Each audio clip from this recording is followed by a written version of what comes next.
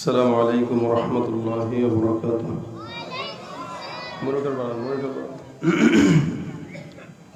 إن الحمد لله علي الذات عظيم الصفات سمي السمات كبير الشان جليل القدر رفيع الذكر مطاع الأمر جليل البرهان ونشهد أن لا إله إلا الله وحده لا شريك له ونشهد أن سيدنا وسندنا وحبيب ربنا وطبيبنا وطبيب قلوبنا ومولانا محمدا عبده ورسوله صلى الله عليه وعلى آله وأصحابه وبارك وسلم تسليما كثيرا أما بعد فأعوذ بالله من الشيطان الرجيم بسم الله الرحمن الرحيم اتل ما أوحي إليك من الكتاب وأقم الصلاة إن الصلاة تنهى عن الفحشاء والمنكر ولذكر الله أكبر والله يعلم ما تصنعون وقال النبي صلى الله عليه وسلم أول ما يحاسب به العبد يوم القيامة الصلاة أو كما قال عليه الصلاة والسلام সকল জবান খুলে দুরূদ শরীফ পড়ি আল্লাহুম্মা সাল্লি আলা মুহাম্মাদিন ওয়া আলা আলি মুহাম্মাদ কামা সাল্লাইতা আলা ইব্রাহিম ওয়া আলা আলি ইব্রাহিম ইন্নাকা হামিদুম মাজিদ আল্লাহুম্মা বারিক আলা মুহাম্মাদিন ওয়া আলা আলি মুহাম্মাদ كما باركت على إبراهيم وعلى آل إبراهيم إنك حميد مجيد الحمد لله শিকদার মহরউদ্দিন জামে মসজিদের উদ্যোগে আয়োজিত বার্ষিক ওয়াজ মাহফিলের আজকে দিন প্রিয় ইসলাম প্রিয় ভাইরা প্রতিকূল অবস্থার ভিতরে আল্লাহ পাক রব্বুল আলামিন আমাদেরকে আজকের এই দিনী মুযাকারায় শামিল হবার তৌফিক দান করেছেন। জবান খুলে সকলে বলি আলহামদুলিল্লাহ। দীর্ঘ সময় আপনারা ওলামা একরামদের জবান থেকে মূল্যবান নসিহত শুনছিলেন। আমি আপনাদের সামনে অল্প সময় কিছু কথা বলবো, যেহেতু মসজিদের উদ্যোগে মাহফিল, এই কারণে আলোচনার বিষয়বস্তু ভিন্ন ঠিক করলেও মসজিদ সম্পর্কিত কিছু কথা আল্লাহ পাক যদি আমাকে চেষ্টা করার বলার তৌফিক দান করেন, চেষ্টা করব এই কথায় আমল করার নিয়তে শোনার তৌফিক দান করুক, আমিন। এখানে যারা দাঁড়ানো আছে একটু বসে যান, ওখানে যারা দাঁড়ানো আছেন বসে যান, পরিবেশটা সুন্দর করেন। বৃষ্টি আল্লাহ পাক দিয়েছেন, আবার পরিবেশও আল্লাহ পাক অনুকূলে করে দিয়েছেন, আলহামদুলিল্লাহ।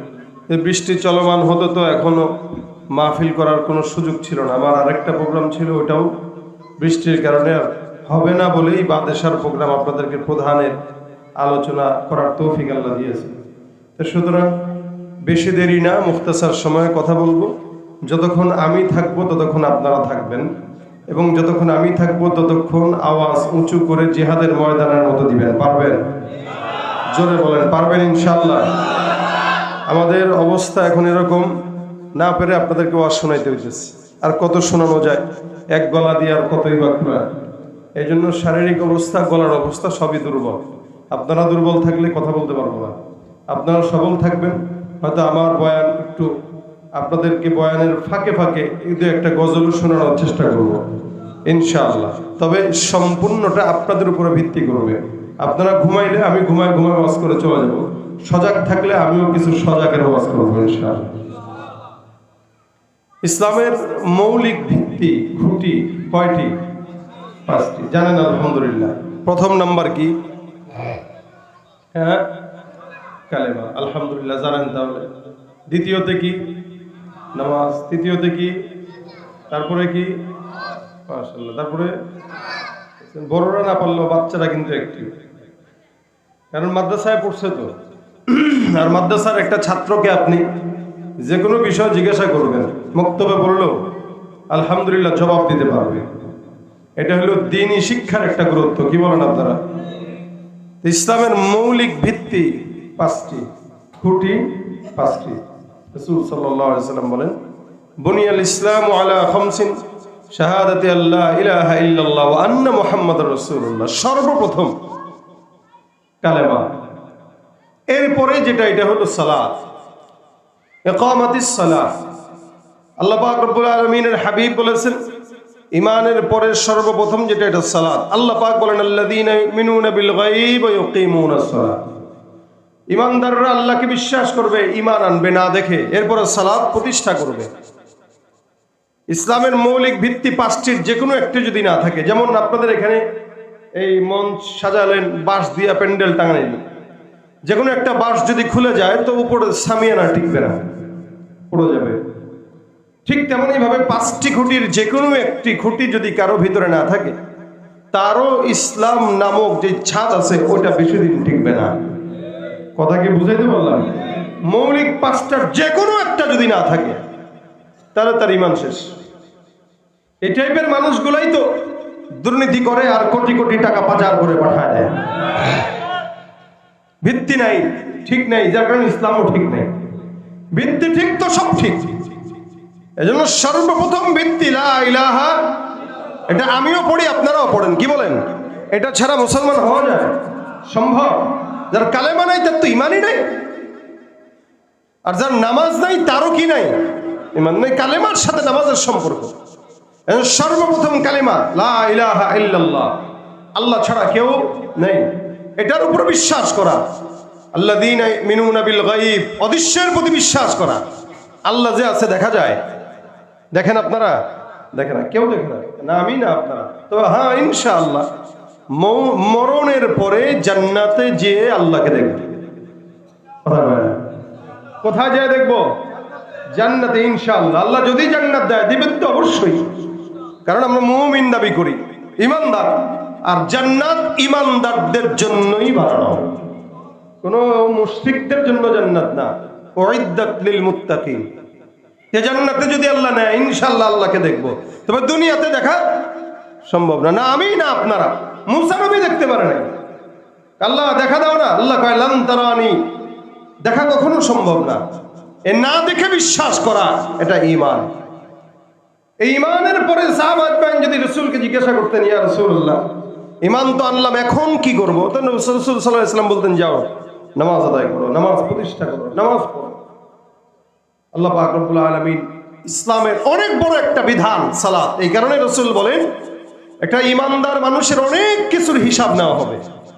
জান, মাল, টাকা, সম্পদ, ক্ষমতা, লেনদেন, মুআমালা, মুআশারা, ইবাদত, সব কিছুর হিসাব নেওয়া হবে। তবে পরে নামাজের হিসাব নেওয়া হবে সবার আগে।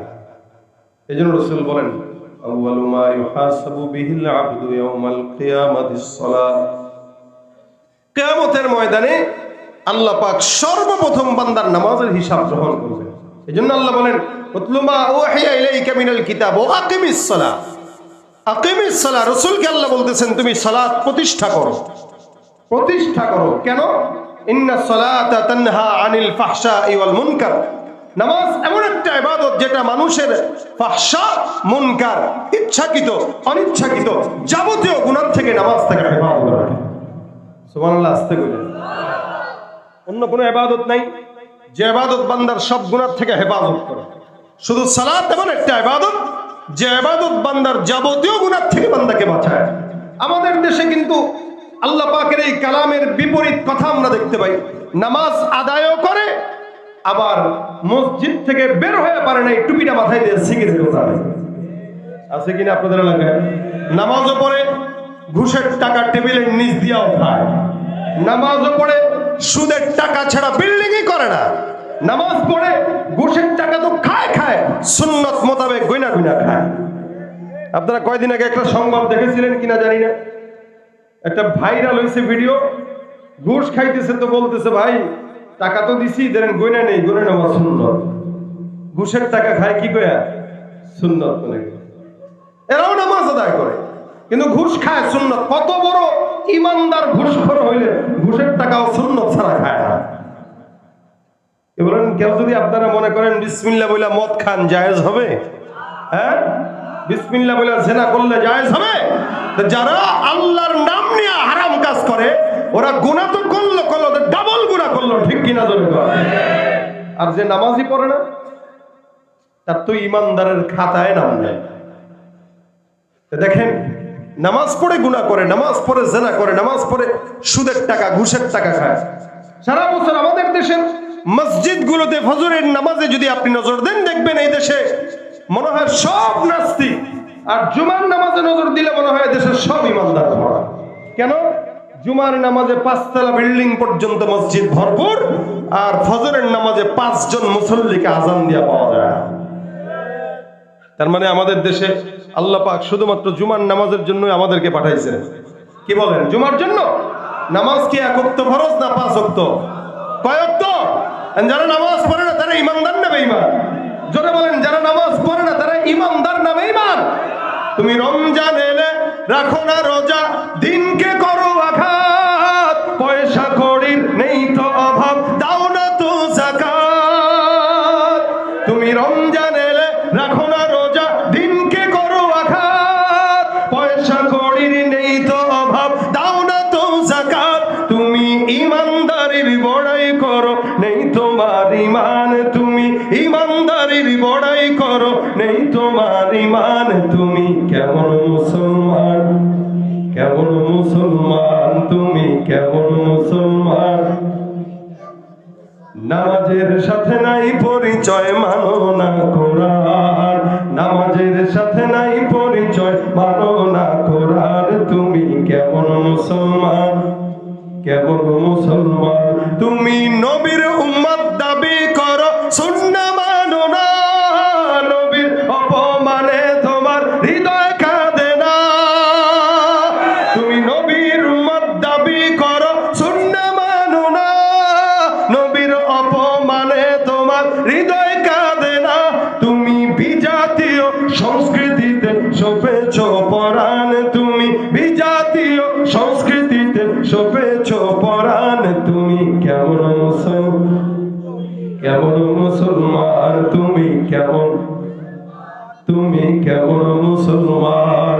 না খৌফে খুদা দিল में है ना गैरत ईमान, कैसे मुसलमान है तुम, कैसे मुसलमान? ঠিক কি না? মুসলমান দাবি করে নামাজ নাই, আসলে মুসলমান না ভণ্ড। পীরের দরবারে গেছে পীর মুরিদ হওয়ার জন্য, আর পীরেরই নাকি নামাজ না গেলে তো মুরিদ পড়বে কোথায়? অথচ আল্লাহ রাসূল সাল্লাল্লাহু আলাইহি ওয়াসাল্লাম জিন্দেগীর শেষ মুহূর্ত পর্যন্ত একটা শব্দ বলেছেন, আসসালাত, আসসালাত ওয়া মা মালাকাত আইমান। নামাজের কথা আল্লাহর হাবিব এত গুরুত্বের সাথে দেখেছেন, এই নামাজের জন্য তায়েফের ময়দানে মার খেয়েছেন, নামাজ প্রতিষ্ঠার জন্য রাসূল কষ্ট করেছেন। আর সেই নামাজ আমরা ইবাদতই মনে করি না, মনে করি ধুত পড়ব 50 বছর হোক। অথচ নামাজ একটা মানুষের 7 বছর হওয়ার সাথে সাথে রাসূল বলেন ওর নামাজের জন্য তাকে উদ্বুদ্ধ করো। 10-11 বছর হয়ে গেছে, এখন নামাজ গুরুত্বের সাথে পড়ার জন্য ওকে বাধ্য করো, যদি নামাজ না পড়ে প্রহার করো। এটা ইসলামের 2 নম্বর বিধান, ইমানের পরে সর্বোচ্চ যেটার গুরুত্ব আল্লাহ পাকের কাছে। এই জন্য আল্লাহ পাক বলেন জায়গায় জায়গায় জায়গায় জায়গায় আকিমিস সালাহ ইউকিমুনাস সালাহ ওয়া আকিমুস সালাহ ওয়া আকিমিস সালাহ। এক এক জায়গায় আল্লাহ পাক রব্বুল আলামিন এক এক রকম ভাবে সালাত প্রতিষ্ঠার কথা বললেন। এক জায়গাতেও আল্লাহ পাক সালাত আদায়ের কথা বলেন নাই। কোরআনে যত জায়গাতে নামাজের কথা বললেন সব জায়গাতেই আল্লাহ পাক রব্বুল আলামিন সালাত আদায় নয় প্রতিষ্ঠার কথা আমার আল্লাহ পাক বললেন। সালাত প্রতিষ্ঠার কথা আল্লাহ পাক রব্বুল আলামিন বললেন। সালাত প্রতিষ্ঠা কত জরুরি, আদায় মানে নিজে পড়লাম, সন্তান পড়লো কি পড়লো না সেই ব্যাপারে আমার কোনো মাথায় ব্যথা নাই। আর প্রতিষ্ঠা মানে আমি পড়বো, সন্তান পড়বে, বাবা পড়বে, মা পড়বে। বাংলাদেশে নামাজ যদি প্রতিষ্ঠা থাকতো, এদেশের সংসদ থেকে শুরু করে যত জায়গা আছে প্রত্যেকটা জায়গাতেই সালাত আদায়ের সময়, আজান দেওয়ার সময় সব কার্যক্রম বন্ধ করে সালাতে দাঁড়ায় যেত। আমাদের দেশে সালাত প্রতিষ্ঠা নাই, নামাজ আদায় হয়, যার কারণে ঘরে বাবা নামাজ আদায় করে, ফজরের সময় সন্তান ঘুমায়, সন্তান নামাজ পড়ে না, বিবিও নামাজ পড়ে না, নিজে নামাজ পড়ে কোনো মতে জিকিরাত তাসবিহ আদায় করে। আল্লাহ পাক রব্বুল আলামিনের এই বান্দা আল্লাহর দরবারে জবাবদিহিতা করা লাগবে সন্তান নামাজ না পড়ার কারণে। কারণ আল্লাহ পাক সব জায়গাতে সালাত প্রতিষ্ঠার কথা বললেন।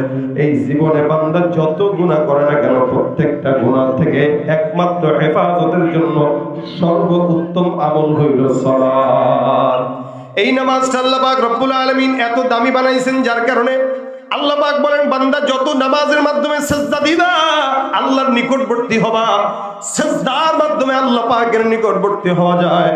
যার কারণে আল্লাহ পাক রব্বুল আলামিন বলেন উসজুদ ওয়াকতারিব, বান্দা সিজদা দাও আর আল্লাহর নিকটবর্তী হয়ে যাও।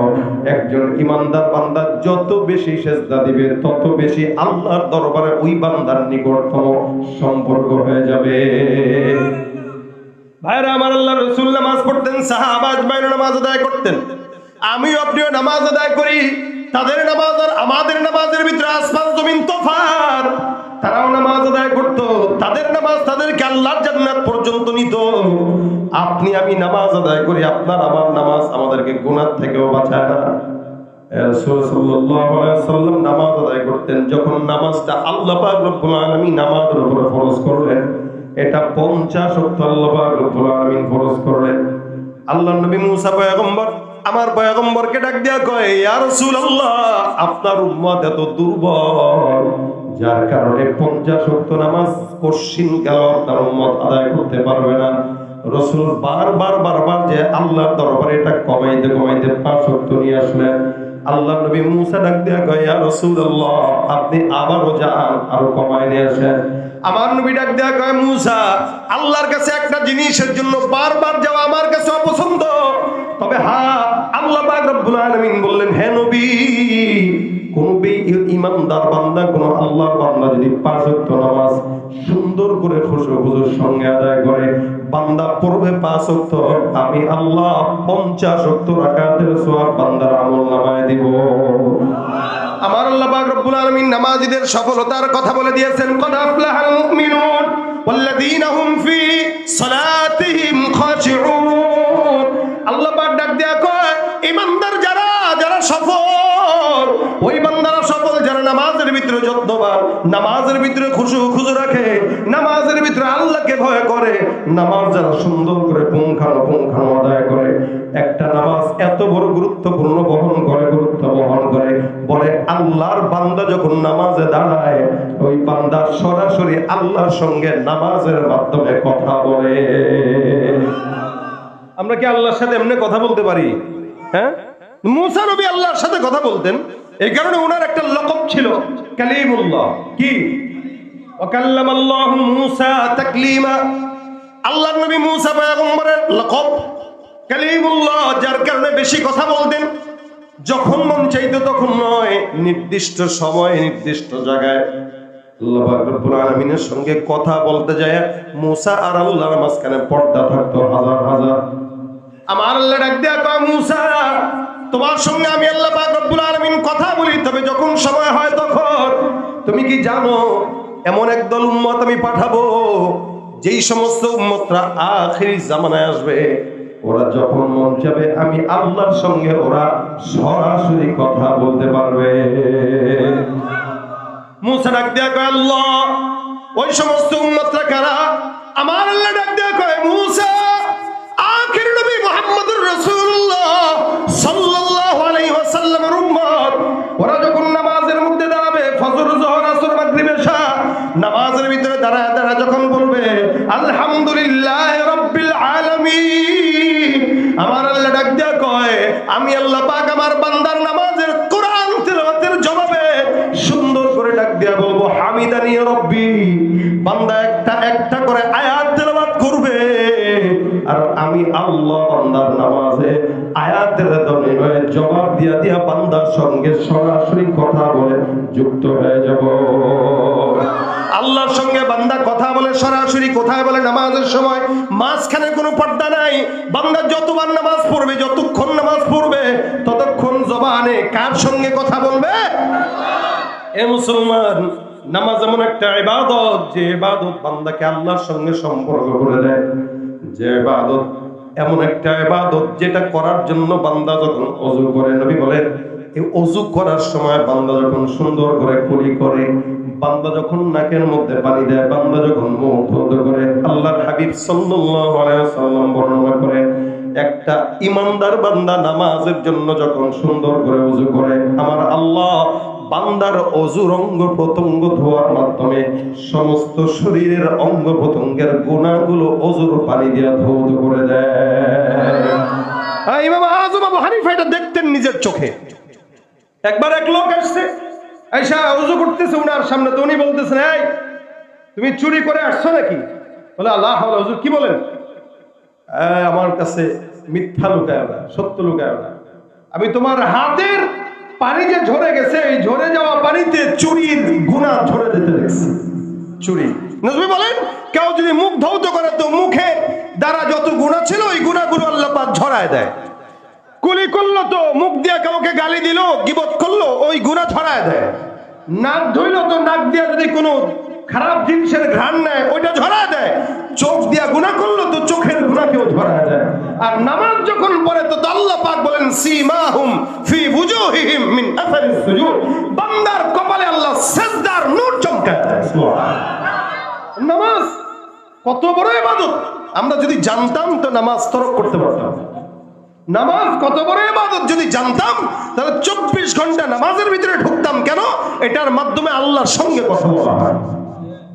বাইরে আমার এই কারণে আল্লাহ নবী ডাক দিয়া কয়, যদি কোনো ইমানদার বান্দা সুন্দর করে ওযু করে, বান্দার ওযুর পানি দিয়া গুনাহ ঝরে যায়।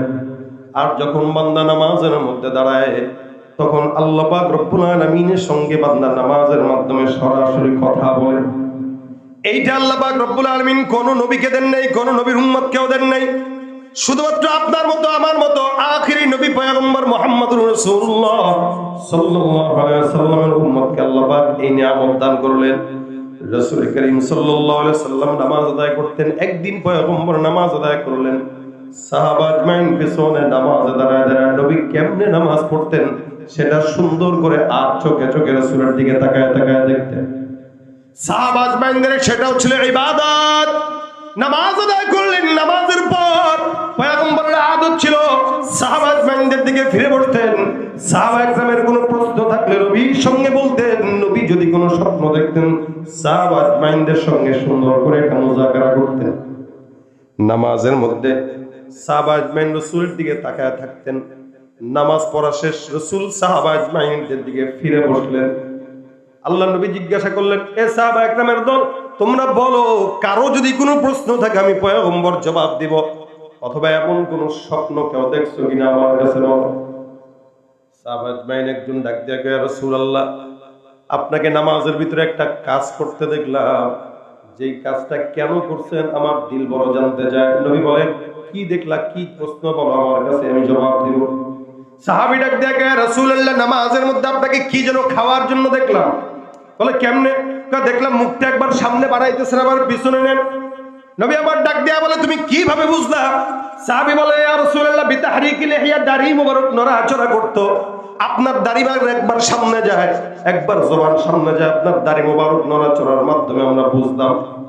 রাসূল ডাক দেয়া কয়, হ্যাঁ হ্যাঁ তুমি যা দেখছো সত্য দেখছো।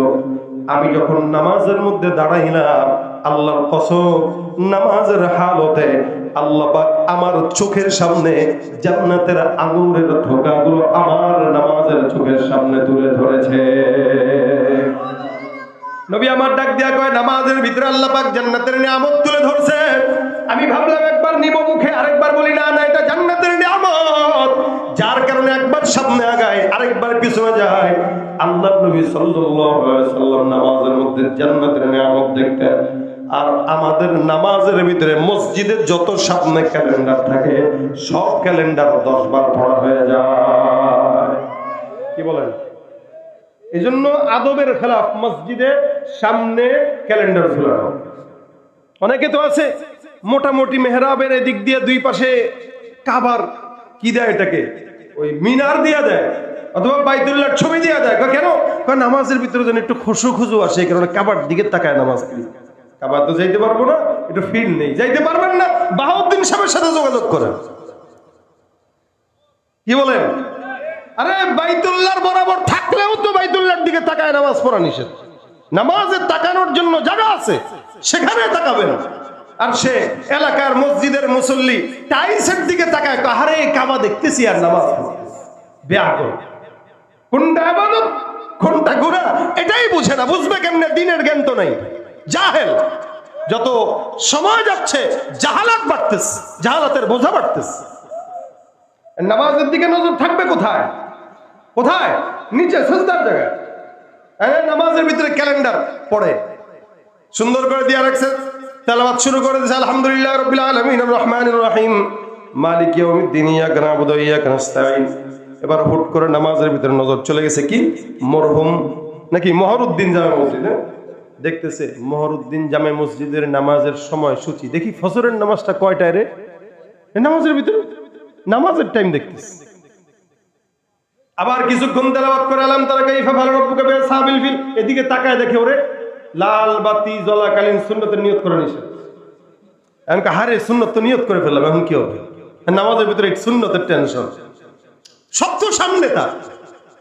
আবার দ্বিতীয় রাকাতে সুন্দর করে তেলাওয়াত করতেছে, হঠাৎ করে তাকায় দেখে পাশের দেয়ালের ভিতরে লেখা নামাজের মধ্যে মোবাইল ফোন বন্ধ করুন। এবার পকেটে গেছে, হায় হায় মোবাইল তো হলো। এগুলো হয় কি হয় না? এক নামাজে যদি এত কাহিনী হয়, নামাজ কেমনে শুদ্ধ হয়? কোন এই কারণেই তো নামাজ পড়ে বের হয় আবার সিগারেট ধরায়। নামাজে খুশু খুশু নাই। দোকানে চারটা দোকান আছে বাজারে, সুন্দর করে 4 রাকাত এশার নামাজের মধ্যে দাঁড়ায় চারটা দোকানের হিসাব মিলায়। আরে প্রথম দোকানে এই সেই। আবার রাজনৈতিক নেতা যারা তারা নামাজের মধ্যে দাঁড়ায় ভোটের হিসাব মিলায়, কোন জায়গায় গেলে ভোট পাওয়া যাবে, কোন হুজুরের কাছে গেলে ভোট পাওয়া যাবে। এই জন্য দেখবেন আমাদের দেশের রাজনৈতিক নেতারা সারা বছর নামাজের খবর নাই, কিন্তু নির্বাচনের আগে সব আল্লাহওয়ালা বুজুর্গ বড় গলায় কয় কথা, রাতারাতি হয় নেতা। বড় গলায় কয় কথা, রাতারাতি হয় নেতা। আকাম কুকাম সব করিয়া গড়ে নেতায় আস্তানা। আসলে সব পেট পূজা আর ভোটটা নেয়ার বাহানা। এটা কিন্তু আসলে নামাজ না, ভোট নেওয়ার ধান্দা। কথা কয় না? সুতরাং নামাজ ভোট নেওয়ার ধান্দায় করলে ভোট পাবেন, আল্লাহর জান্নাত পাবেন না। নামাজ ব্যবসার ধান্দায় করলে ব্যবসা হবে, আল্লাহর জান্নাত হবে না। নবী বলেন মিফতাহুল জান্নাতিস সালাত। নামাজ এটা বেহেশতের চাবি। কিসের চাবি? জোরে কোন কিসের চাবি? আচ্ছা, চাবি একটা তালা একটা দোকানে লাগাইলেন, ভিন্ন একটা চাবি নিয়ে সারাদিন গুতাইলে তালা নষ্ট হবে, মাকিন খুলবে? আল্লাহর নবী বলেন জান্নাতের চাবি হলো নামাজ। এই নামাজের জন্য, নামাজটা যেহেতু নামাজ জান্নাতের তালা লেগে গেছে, এখন নামাজটা চাবি রেডি করে সুন্দর করে তালা করার জন্য যাবা। যে কোনো নামাজ নিয়ে গেলে জান্নাতের তালা খুলবে না। ঘুষের নামাজ নিয়ে গেলে জান্নাতের তালা খুলবে, রাজনীতির নামাজ নিয়ে গেলে জান্নাতের তালা খুলবে না। যেই নামাজ জান্নাতের উপযোগী, ওই চাবিটা যখন নিবা তালায় গুতা দেওয়া দরকার নাই, সাথে সাথেই খুলে যাবে। আর নামাজ যেরকম আপনার জান্নাত যেরকম। এই কারণে ভাইরা আমার, নামাজের জন্য খুশু খুশু আল্লাহ বলেন আল্লাযীনা হুম ফী সালাতিহিম খাশিউন। নামাজে যারা ভয় করে, আল্লাহর দিকে মনোযোগ হয়, ওরাই মুমিন। জমিনের মধ্যে নামাজ যদি কোনো বান্দা করে, ওই বান্দা কোনোদিন ঘুষ খাইতে পারে না। যে বান্দার নামাজ ঠিক, ওই বান্দা কোনোদিন জায়গা জমি নিয়ে দ্বন্দ্ব করতে পারে না। যে বান্দার নামাজ ঠিক, ওই বান্দা কাউকে ঠকাইতে পারে না। যে বান্দার নামাজ ঠিক, ওই বান্দা কোনোদিন জিনা করতে পারে না। যে বান্দার নামাজ ঠিক, মদের দিকে হাত বাড়াইতে পারে না। অর্থাৎ নামাজ এমন একটা ইবাদত, যত গুনাহ আছে ফাহশা আর মুনকার, সব গুনাহ থেকে নামাজ বান্দাকে হেফাজত রেখে ইমানদার বানায় দেয়। সুবহানাল্লাহ। ভাইরা আমার, এই কারণে নামাজটা সুন্দর করা চাই। নামাজ খুশু খুজুর সঙ্গে করা যায়, নামাজ আল্লাহর জন্য করা যায়। কেমনে করবা? কুল ইন্না সলাতি ওয়া নুসুকি। আল্লাহ ডাক দেয় রাসূল আপনি বলে দেন নামাজ যারা পড়বে এই নিয়তেই যেন পড়ে, নিশ্চয়ই নামাজ আমার জন্য, কোরবানি আমার জন্য, আমার হায়াত, আমার নামাজ, আমার কোরবানি, আমার জান, আমার মাল, এই সমস্ত কিছু যা কিছু আছে সব কার জন্য? আল্লাহর জন্য, আল্লাহর জন্য। এই জন্য নামাজটা খুশু খুজুর সঙ্গে পড়া, নামাজের ভিতরে দোকানের চিন্তা না করা। কত রকম নামাজে যে আমরা দেখি সমাজে, মসজিদে নামাজে নিয়ে একটা 150 টাকার জুতা নিয়ে 14 বার নামাজের দিকে তাকায়। অথচ আবু তালহা রাদিয়াল্লাহু তাআলা আনহু একজন রাসূলের সাহাবী, ওনার বিশাল বড় বাগান ছিল, অনেক বড় বাগান। এই বাগানে সৌদিতে যারা গেছেন মাজরা, এখন যে মাজরা দেখেন এগুলো তো ছোট ছোট, সাহাবীদের এক একটা মাজরা ছিল কয়েক কিলোমিটার ধরে যাবে এক একটা মাজরা। এই বাগানের ভিতরে উনি একদিন নামাজে দাঁড়াইলেন। আবু তালহা রাদিয়াল্লাহু তাআলা আনহু কয় নামাজের ভিতরে আমি দেখলাম আমার বাগানের মধ্যে একটা পাখি ঢুকলো। এত এত গাছ, গাছের কারণে পাখিটা ঢুকার রাস্তা পেল, লেকিন বের হওয়ার রাস্তা পায় না। ঢুকলো ঠিকই, বের হইতে পারে না। আমার নামাজের ভিতরে পাখির দিকে নজর গেল, তাকায় রইলাম, এত চমৎকার দৃশ্য, একটা সুন্দর পাখি বাগানের মধ্যে ঢুকছে কিন্তু রাস্তা খুঁজে পায় না। একবার এই ডালে আরেকবার ওই ডালে যায়। নামাজের খুশু খুশু আমার সম্পূর্ণ নষ্ট হয়ে গেল, আমার টেরও পাইলাম না। নামাজের ভিতরে আমি হঠাৎ করে যখন চিন্তা করলাম আমার নামাজ নষ্ট করার জন্য এতটুকু একটা পাখি যথেষ্ট, যার কারণে আমি দ্রুততার সঙ্গে নামাজ করে মধ্যে শেষ করলাম। মাথার ভিতরে বারবার পীড়া দেয়, হায় হায়, একটা নামাজের মধ্যে আল্লাহর সঙ্গে কথা বলার হালতে ছোট্ট একটা পাখির কারণে আমি ভুলে গেলাম। নবীর কাছে রওনা হয়ে গেছে, যা ডাক দেয়া বলেন ইয়া রাসূলুল্লাহ, নামাজের ভিতরে আমি নামাজে দাঁড়াইলাম, আমার বাগানের ভিতরে একটা পাখি ঢুকলো।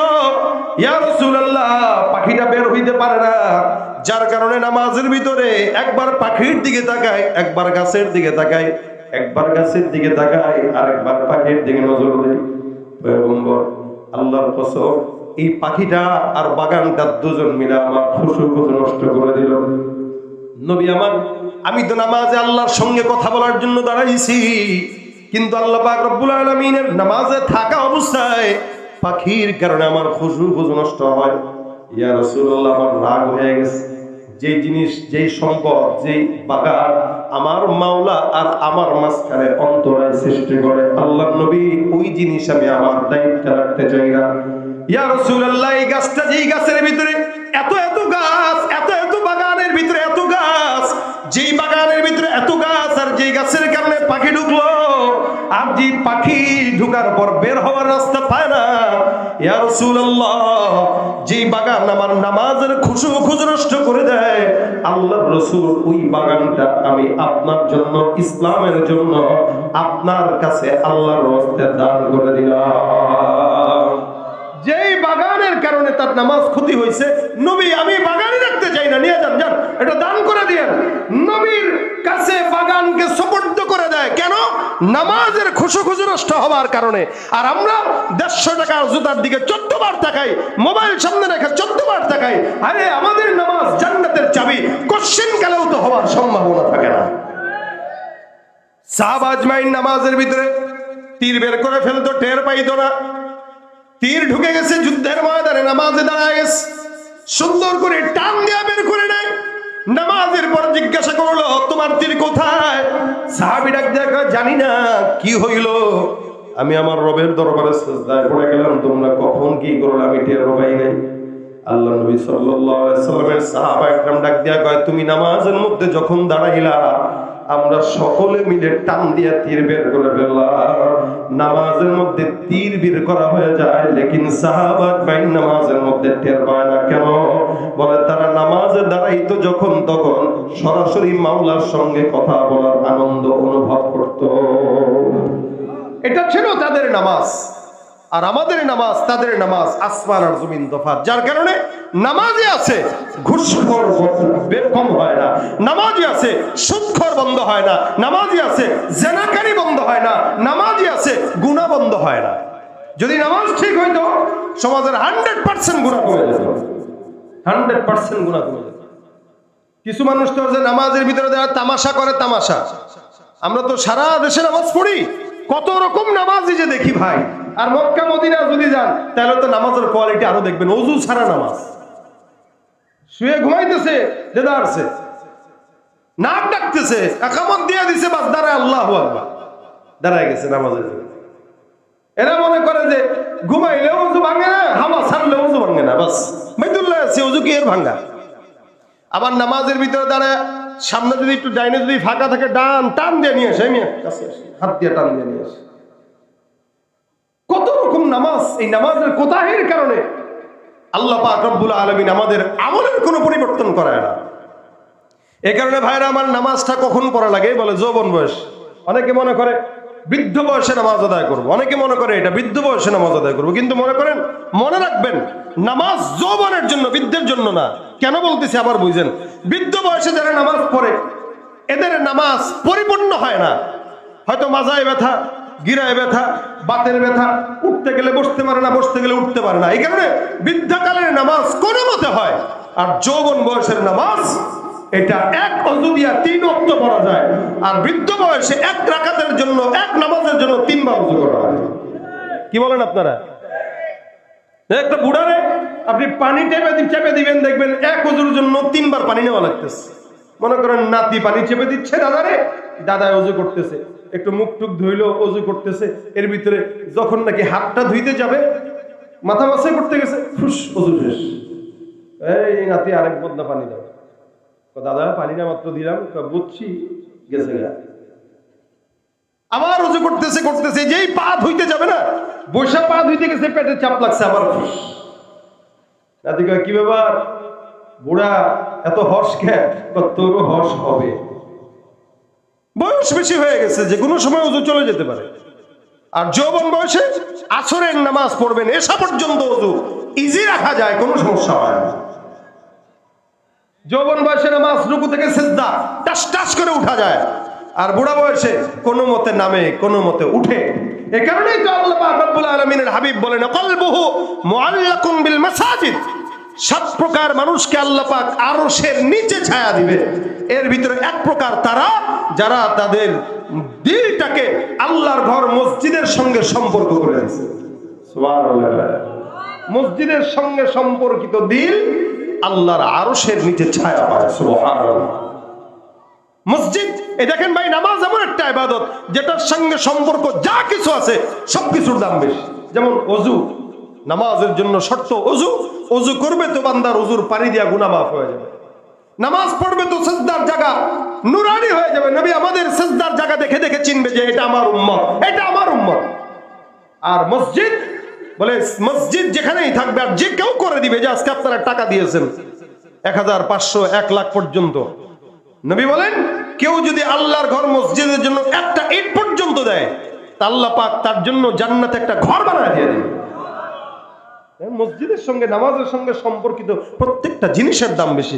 আল্লাহ পাক কোন নবীর উম্মতকে জমিন সিজদার জায়গা বানায় নাই, আমাদের জন্য মুসাল্লা বানায় দিয়েছে। যেখানেই নামাজ পড়বেন সেখানেই হবে। এরপরও নামাজ পড়ি না, এরপরও নামাজের ভিতরে আলসামি। কোনো মতে সারা রাত মোবাইল টিপে, ফজরের 5-10 মিনিট আগে শয়তান এসে পা টিপে, দোস্ত ঘুমা, আর কত? মাও চিন্তা করে না, আমার বাচ্চা ছেলে, কি দরকার, বয়স হোক, পড়বে না। বাচ্চা ছেলের বয়স কত? 40। এই বাচ্চা ছেলেরও আরো 3টা বাচ্চা আছে, এখনো সে বাচ্চা। নামাজের বেলা বাচ্চা, দুনিয়ার বেলায় না, আমার ছেলে বুঝমান। কি বলেন? এজন্য নামাজ প্রতিষ্ঠার কথা আল্লাহ কেন বলছেন? আকিমিস সালাতা তরফাইন নাহার, তরফাইল লাইল ওয়া যুলাফাম মিনান নাহার। আকিমিস সালাতা তরফাইন নাহার ওয়া যুলাফাম মিনাল লাইল। আল্লাহ পাক জায়গায় জায়গায় বলছেন। আবার কিছু কিছু নামাজীদের জন্য আল্লাহ পাক ধ্বংসের বদদুয়া করছেন, ফাওয়াইলুল লিল মুসাল্লিন। কেন? আল্লাহ পাক বলেন, ইযা কামু ইলাস সালাতি কামু কুসালা ইউরাউনান নাস ওয়া ইয়াযকুরুনাল্লাহা ইল্লা কলিলা। কিছু নামাজি আছে যাদের জন্য আল্লাহ পাক বদদুয়া করলেন, ধ্বংসের বদদুয়া করলেন। কেন?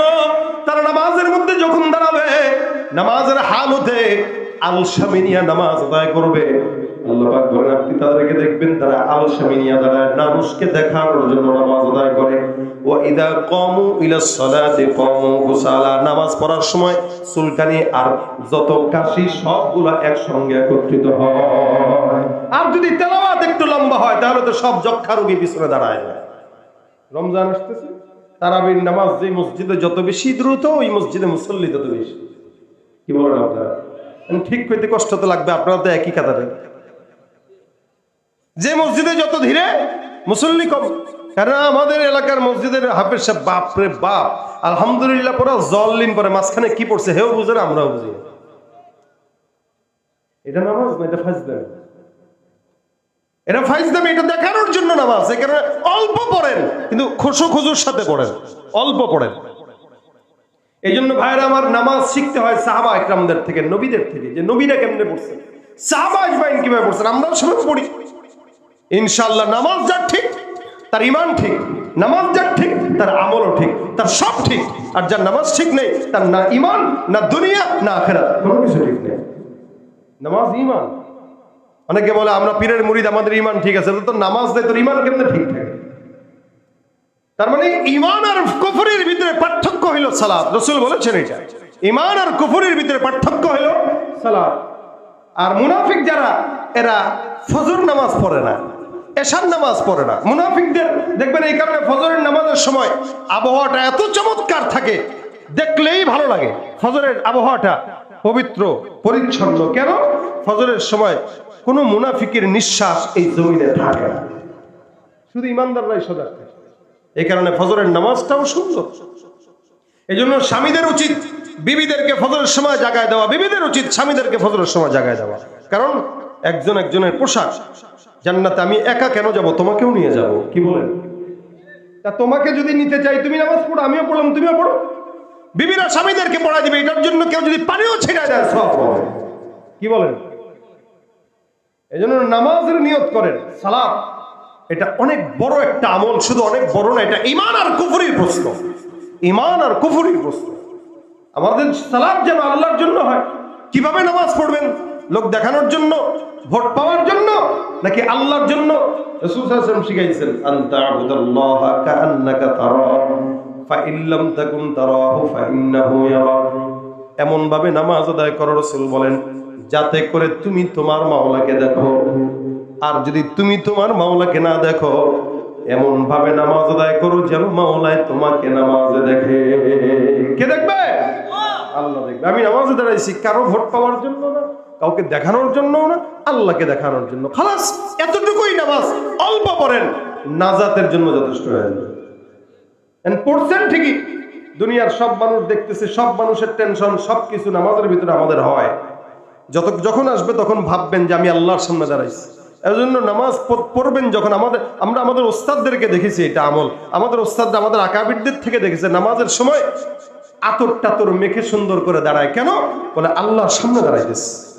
আপনি একটা প্রধানমন্ত্রী, একটা এমপি চেয়ারম্যানের সামনে যাইতে গেলে পারফিউম 14 বার মেরে যান মিয়া, আর সেখানে আল্লাহর সামনে দাঁড়াইতেছেন। সিগারেটের ধোঁয়াটা মাত্র ছেড়ে মুখের ভিতরে গন্ধ নিয়ে এরপরে নামাজে দাঁড়াইছে। পান খাইছে জর্দা দিয়া ভইরা, এরপর জর্দার গন্ধ নিয়ে নামাজের ভিতরে দাঁড়াইছে। আল্লাহর কাম নাই খায়া দেয়, আপনার এই নোংরা নামাজ আল্লাহ গ্রহণ করবেন? এই জন্য নামাজ যখন আদায় করবেন, দুনিয়ার মানুষের সামনে না, আল্লাহর সামনে দাঁড়াইতেছে। কথাটা আল্লাহর সাথে আমার হবে।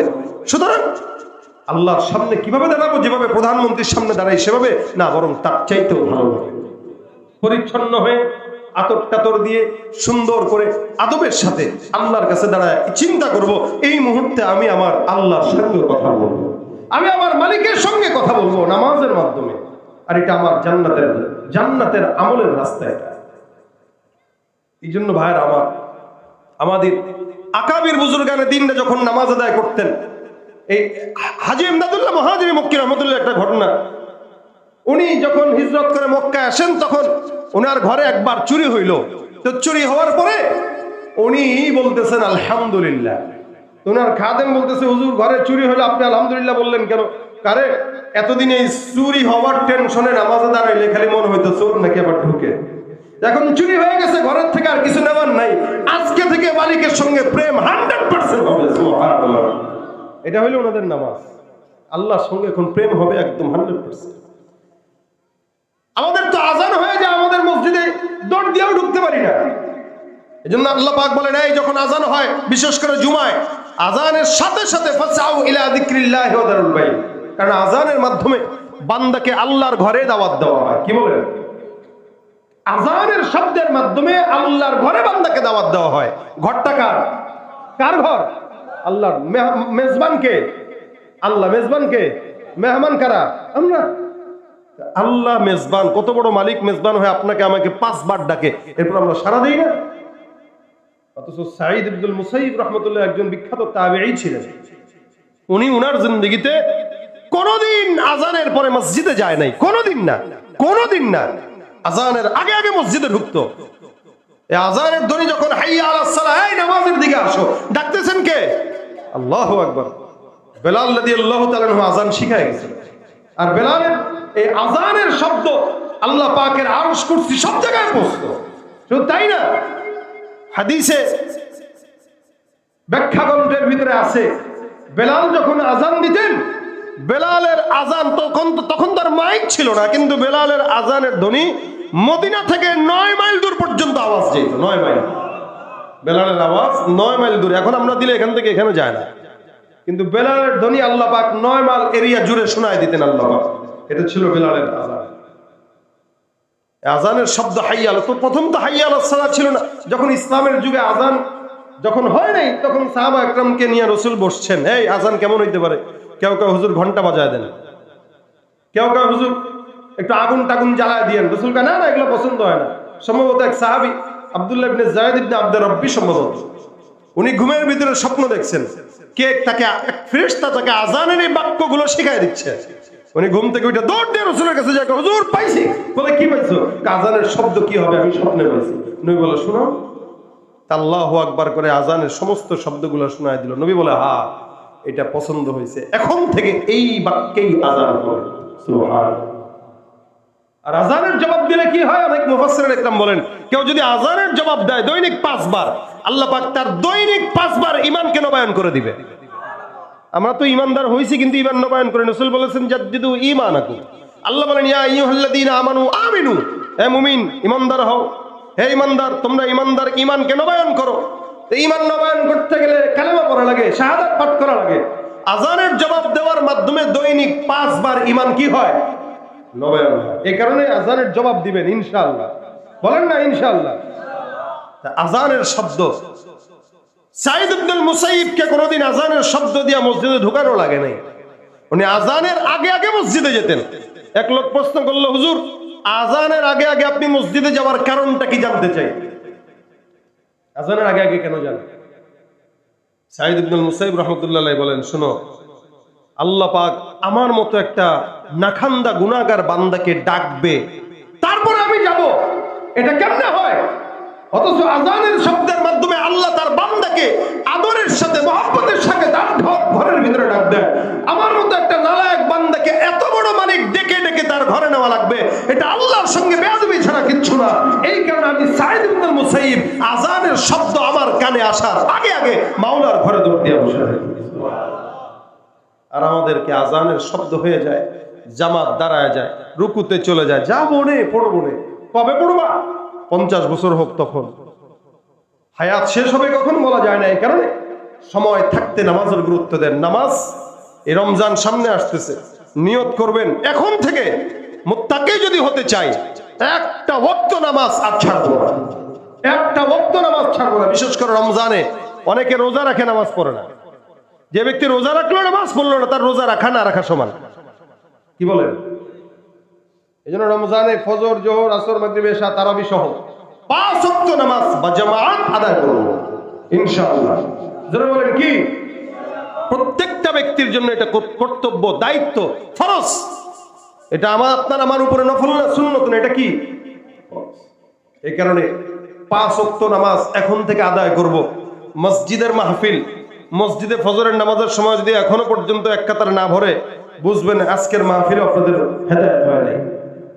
নামাজের বয়ান করলাম যেহেতু, আমি এসে দেখলাম মসজিদের মাহফিলে, কারণে যাতে করে মসজিদে ফজরের নামাজটা অন্তত 2 কাতার 3 কাতার মুসল্লি হয়। এক সময় মাহফিল হইতো রাত্রেবেলা ফজরের সময় মসজিদ ভরা লোক থাকতো, আর এখন মাহফিল হয়, বক্তা নিজেই ওয়াজ করে কিন্তু নামাজ পড়ে না। এই জন্য আল্লাহ পাক বলনেওয়ালাদের আগে নামাজ পড়ার তৌফিক দান করুন, আর শূন্যওয়ালাদেরকেও আমল করার তৌফিক দান করুন। 5 ওয়াক্ত নামাজ বা জামাত আদায় করবেন তো ইনশাআল্লাহ। ইনশাআল্লাহ নামাজ আমাদের ঈমান, এটা মাথায় রাখবেন। যা কিছু করেন নামাজটা পড়বেন, নামাজ পড়বেন ইনশাআল্লাহ। ইচ্ছায় অনিচ্ছায় সব গুনাহ থেকে আল্লাহ হেফাজত করবেন। আল্লাহ পাক আমাদেরকে নামাজের গুরুত্ব হৃদয়ের ভিতরে ঢোকার তৌফিক দান করুন, বলেন আমিন। যদি নামাজ ঠিক হয়ে যায়, সমাজের অর্ধেক গুনাহ কমে যাবে, অর্ধেক গুনাহ। যাদের নামাজ ঠিক, এদের নামাজের কারণে অর্ধেক গুনাহ কমে যাবে। এই কারণে আমরা চাই নামাজটা আমাদের ঠিকঠাক নিজে পড়বো, সন্তানকে পড়াবো, বিবিকে পড়াবো, নিজের পরিবারকে পড়াবো, আহল যারা আছে এদেরকে পড়াবো, আশেপাশে যারা আছে এদেরকে দাওয়াত দিব ইনশাআল্লাহ।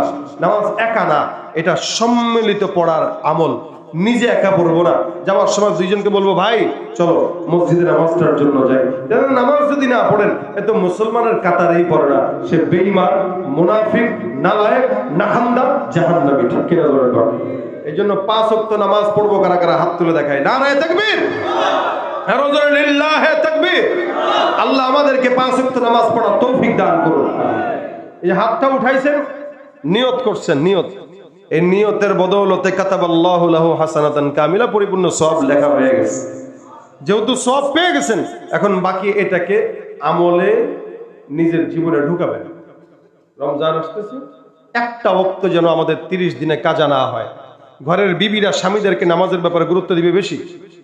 বিবি যদি না পড়ে তো স্বামী পড়বে কেমনে? এই কারণে স্বামী, কোন বিবির যদি নামাজের কোতাহি থাকে তো স্বামী ধরায় দিবে, আর স্বামীর যদি থাকে তো স্ত্রী ধরায় দিবে। বকা দেখ, গালি দেখ, রাগ করুক, কষ্ট পাক, এই কষ্ট সাময়িক, কিন্তু চিরস্থায়ী জান্নাত রেডি হয়ে থাকবে ইনশাআল্লাহ। আল্লাহ আমাদের সকলকে তৌফিক দান করুন, আমিন। আজকের এই প্রোগ্রামে যা আলোচনা শুনছেন, প্রত্যেকটা আলোচনা ভুলে গেলেও টেনশন নাই, কিন্তু নামাজের এই আমলটা যদি আমরা বাসা পর্যন্ত নিতে পারি, আশা করা যায় কামিয়াব আছে। কি বলেন, ঠিক না? এজন্য ভাই, নামাজ ইবাদত, এই ইবাদতের পিছনে আমরা ছুটব। নেতা বলেন, কর্মী বলেন, শুধু নির্বাচন আসলেই নামাজ পড়বো বিষয়টা এরকম না। নির্বাচন আসলেও পড়বো, না আসলেও পড়বো। ভোট পাওয়ার জন্য নামাজ পড়া মানে এ হলো ধান্দাবাজ। এই টাইপের নেতাদেরকে ভোট দেওয়ার থেকে 100 হাত দূরে থাকবে। কথা কয় না এরা? গজল কি আমি গামু না? আমার কোন কে আমারে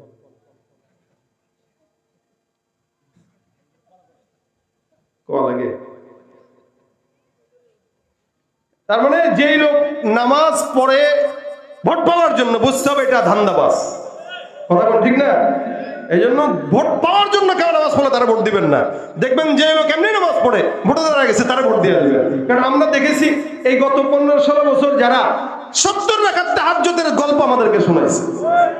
70 রাকাত তাহাজ্জুদ, কত বড় বুজুর্গ, চিন্তা করা যায় কত বড় বুজুর্গ মানুষ, কিন্তু নামাজ পড়েছে, একদিকে গল্প শোনাইছে, আরেকদিকে হুজুর করে ভরে ভরে ধরে ধরে জেলখানায় করছে, আর আরেকদিকে দুর্নীতি করে টাকা সব পাচার করছে। নামাজের গল্প আমরা অনেক শুনছি, এখন যদি আবার নতুন করে কেউ নামাজের গল্প শোনায়, তারা আর এরা তো একই। সুতরাং আমরা গল্প শুনে অভ্যস্ত না, আমরা চাই কার্যক্রমে দেখা। কি বলেন, ঠিক না?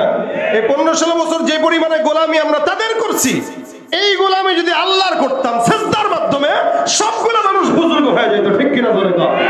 এই জন্য আর কোন সুযোগ দেওয়া হবে না ইনশাআল্লাহ। যদি যুবকরা ঠিক থাকে, এই এলাকার মানুষ ঠিক থাকে, আগামীর বাংলাদেশ হবে ইসলামের বাংলাদেশ, কোরআনের বাংলাদেশ, সুন্নাহর বাংলাদেশ। ঠিক কিনা বলে? যাদের হাতে যায় ক্ষমতা, দেশ যেন বাপের ভিটা, রাখতে চেয়ার শুরু করে বিদেশিদের পাচাটা। যাদের হাতে যায় ক্ষমতা, দেশ যেন বাপের ভিটা, রাখতে চেয়ার শুরু করে বিদেশিদের পাচাটা। বিদেশিদের কথা মতো চালায় ওরা নিজের দেশ। দেখতে দেখতে গোল্লায় গেল আমার সোনার বাংলাদেশ। একে একে শেষ করেছি, সবার দেখা হইল শেষ। দেখতে দেখতে গোল্লায় গেল আমার সোনার বাংলাদেশ। কেউ দিল না, সবাই নিল, আমরা যে কলুর বলদ। সারা বছর নেয় না খবর, নির্বাচনে খুব দরদ। কেউ দিল না, সবাই নিল, আমরা যে কলুর বলদ। সারা বছর নেয় না খবর, নির্বাচনে খুব দরদ। নির্বাচনের আগে দেখতে গোল্লায় গেল আমার সোনার বাংলাদেশ। একে একে শেষ করেছি সবার দেখা হইল শেষ, দেখতে দেখতে গোল্লায় গেল আমার সোনার বাংলাদেশ, দেখতে দেখতে গোল্লায় গেল আমার সোনার বাংলাদেশ। ঠিক আছে, আমরা ইসলামের বাংলাদেশ গড়তে চাইলে, কোরআনের বাংলাদেশ গড়তে চাইলে এখন থেকে ইনশাআল্লাহ চেষ্টা করব, নামাজের প্রতি যত্নবান হব। আল্লাহ পাক রব্বুল আলামিন যেন এই ইবাদতের পিছনে আমাদের যথেষ্ট যত্নবান হওয়ার তৌফিক দান করে। আর এই মসজিদে যেন আল্লাহ পাক ভরপুর মুসল্লি বানায় দেয়। যেভাবে আজকে টাকা কালেকশন করলেন, এভাবে মাঝে মাঝে মুসল্লিও কালেকশনে নেমে যাবেন, ইনশাআল্লাহ মসজিদ আবাদ হয়ে যাবে। কি বলেন? নিজে পড়বেন, অন্যদেরকে পড়ানোর জন্য তাগিদ দিবেন, চেষ্টা করবেন। আল্লাহ পাক আমাদের সকলকে নামাজি বানায় দেখ ইনশাআল্লাহ। আজকের মজমায় যাব